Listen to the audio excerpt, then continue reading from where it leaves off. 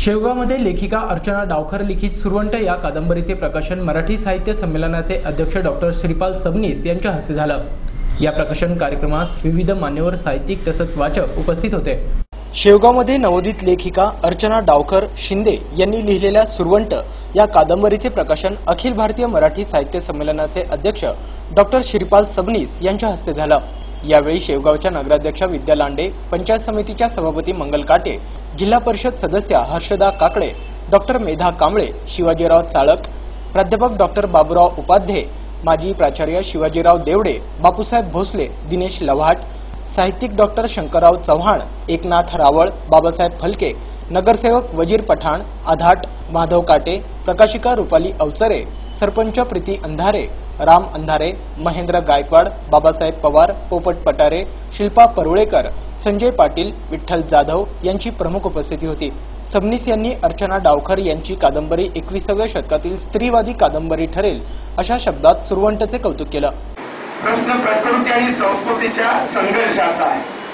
अर्चना शिंदे यांचं हे कादंबरी लेखन मला वेगवेगळ्या अँगलमध्ये मी त्याचा पाहण्याचा प्रयत्न केला आणि धक्कादायक अशा प्रकारची या लेखिकेची मांडणी आहे।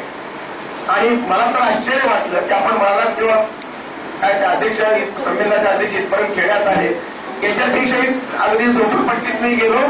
परवाच्या दिवशी मारगुळे नावाचे गाव होतं, मारगुळकरांचं ते छोटं गाव आहे, आटपाडीच्या पलीकडे अख्खा मान ते पूर्ण सगळा पाणी नसलेला दुष्काळ। तुमच्याकडे काल परवा दुष्काळ 2 वर्षाचा, तिथे 100 वर्ष दुष्काळ झाला। अशा झोपडपट्टीतल्या भीमनगरमध्ये सुद्धा आंबेडकर जयंतीला मी जाऊन होतो। मी मला कुठला विकाळ मला लागत नाही, मी कारण तो मानणारा माणूस मी सगळीकडे जाणारा माणूस। अर्चना शिंदेच्या लेखनामधली सूत्र जी आहेत ती पुरुष प्रधानतेला तर आकलन करून तिला छेद देणारी, धक्का देणारी आहेत।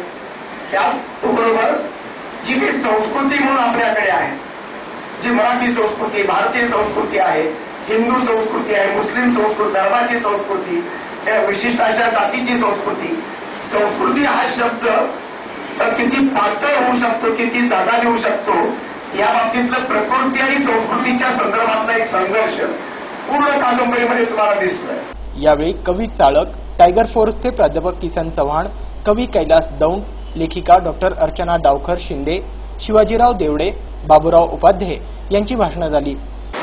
सुरवंटाची नायिका चंदा ही खूप रडून बोलली होती की माझ्या चंदाला पण वाईट समजून।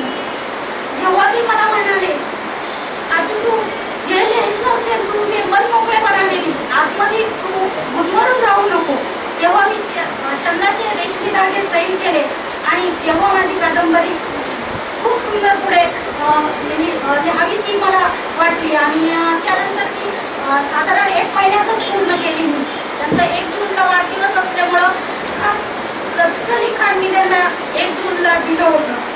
ते वाचून मला इतका आनंद झाला, त्यांच्या चेहऱ्यावरचा जो आनंद पाहून मी खूप आरवून गेले आहे। तर ते मला फक्त म्हणले अर्चना पाठवून दे, आणि त्यांनी 2 दिवसात प्रस्तावना दिली। हा एक खूप मोठा आनंद आहे माझ्यासाठी।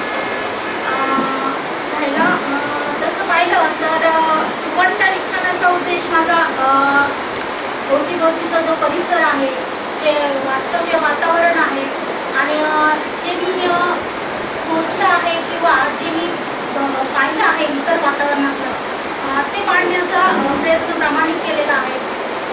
आणि पूर्वीपासून सुरुवातीची जी गोषातील अवस्था आहे ते म्हणजे सुरवंट, आणि स्त्री ही पूर्वीपासून गोषात अडकलेली असल्यामुळं कदाचित मला असं वाटलं की या कादंबरीला सुरवंट हे नाव अगदी बरोबर आहे।